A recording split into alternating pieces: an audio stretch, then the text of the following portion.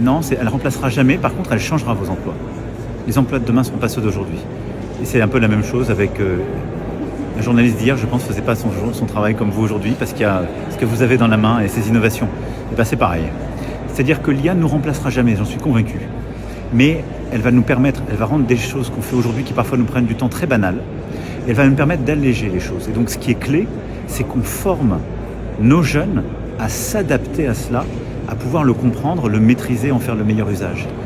On a énormément de mal à recruter des soignants aujourd'hui parce que c'est des métiers parfois difficiles, où il faut lever des charges lourdes, il faut faire des métiers pénibles, où il y a des troubles musculo-squelettiques.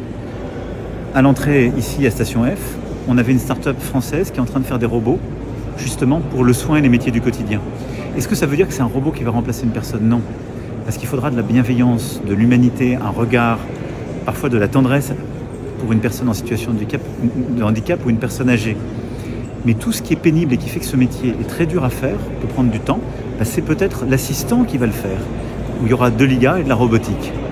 Il y a des tâches très répétitives que font des employés de banque ou de métiers de service. L'IA va pouvoir les délester de ces métiers-là.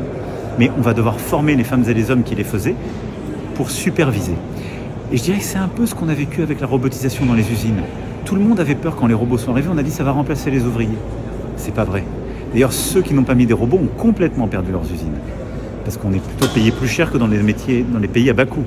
Par contre, on a formé des ouvriers pour mieux encadrer, superviser les robots, les programmer, vérifier, regarder la qualité.